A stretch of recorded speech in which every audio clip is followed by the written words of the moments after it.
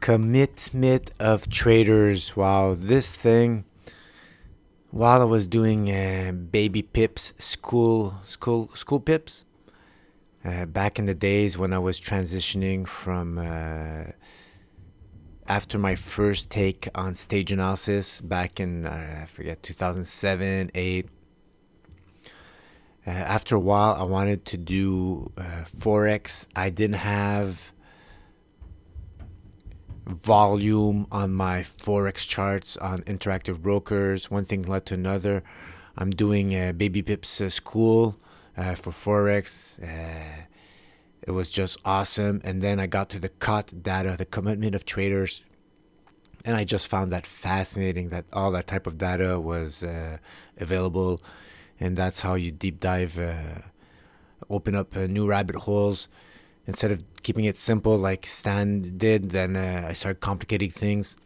But my curiosity gets the better of me, trying to understand, trying to add the weight of evidence. And the more you know, the more you can apply it correctly with the rest of all the metrics you've accumulated over the years. I think the better it is, the bigger the toolbox you have. Never use just one tool in a vacuum, but mix it up. So here I have gold futures and TradingView. They have commitment of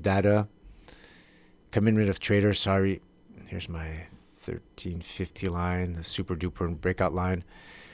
And I was trying to figure out commitment of traders. There's a lot of things in there. Open interest, commercials, large traders, producers, and there's managed money. And right now, I'm just going to focus on commercials net. Commercials, mostly, they're the hedgers. They are,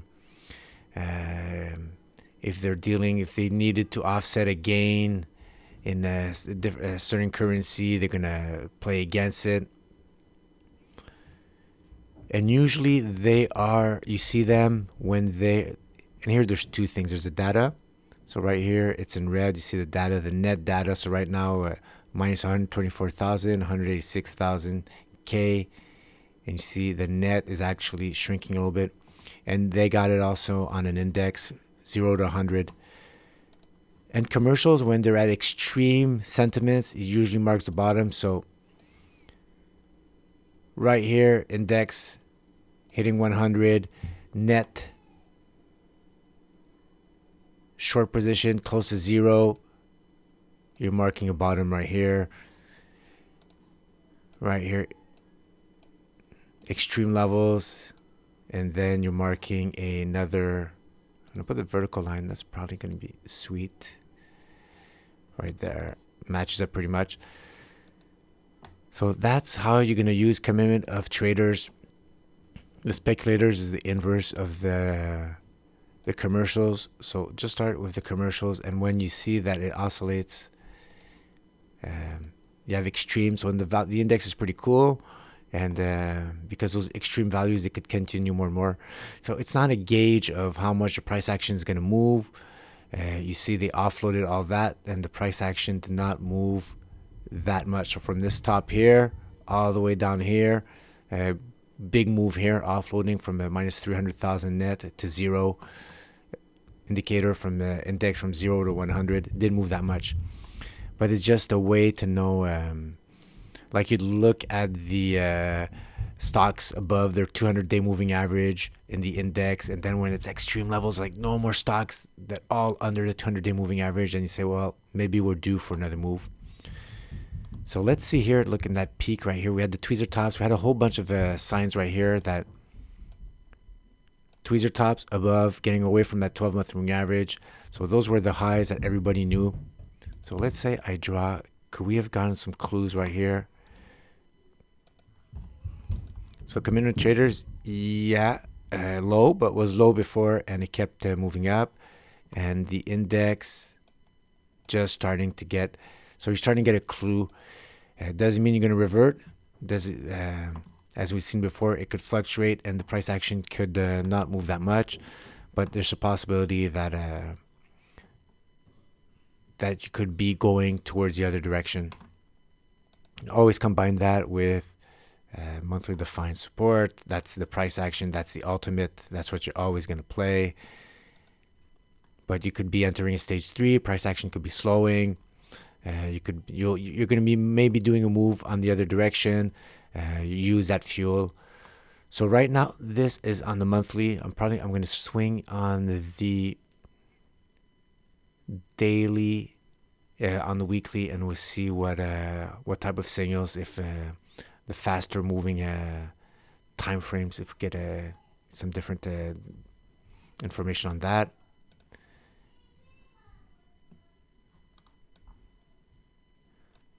All right, let's zoom in. Zoom, zoom, zoom, zoom. Weekly. Please wait while loading.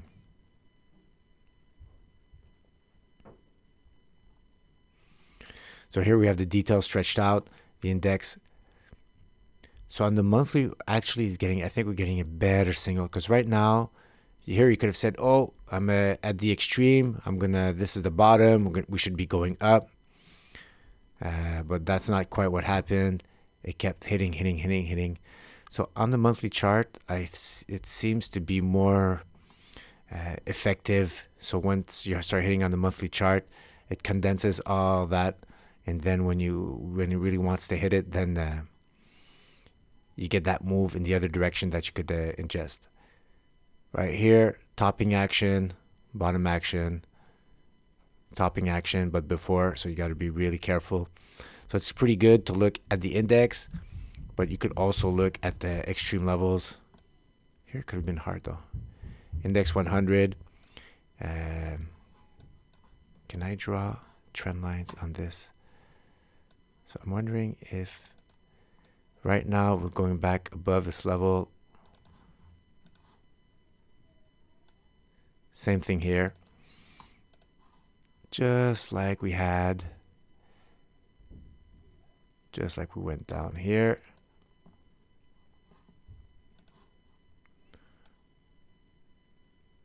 Went down, tested again, down, and then after that, we had that run up. So what I want to see, I want to see the positioning at extreme levels for the commercials net. I like it that it bounced back up on the weekly. I want it to see back here. I want it to stay in the power zone. Just like we had here when we had the extremes and it unloaded all that energy going down. We had the price action that went up. And right here, price action started going back down. If this could keep going up, stay above, and the index also, you see how that index resetted? Price action went up. The index, went to extreme levels, and now we're trying to cross over. If this could cross over here on the weekly, then what that's telling me is we should have a move in the price action. I don't know if it's going to bust through, but we should have another move. And this, we could be right now hitting a low. This could be a pivot point right here for the price. So as that's unloading, maybe go back down a little lower. And when you start getting extreme levels and everything's unloaded, and you have extreme positioning in the commercials net, there you go. So maybe more like that, continuing down. But I doubt that we're going to go lower than these previous lows. If we do, then this pattern becomes you're not making higher lows. You're going to test lower lows. You're going to start having a rectangle, and then you're going to have to look for a bearish target if you can't get back above and challenge that 1350 one more time. So it could be happening right now, unfolding. Maybe you're going to make another run in a few weeks up to those 1350 levels. Commitment trader, another rabbit hole that I have to dig down into. But I kept it simple. I love the index. Combining that with the data is always good. I could add the speculators. I could add all the other. Look at that. It's very, very complete. We could start flitting around with that. But what I remember from playing around that with my baby pip school is the net position was really what was most important, guys. So gold futures, is this another indicator that's going to tell me we're going to rush back up? I'm pretty sure that we might go down maybe a little lower, but we're going to challenge the 1350 before we challenge those lows at close to 1200. That's what I think. All right. Ciao, guys.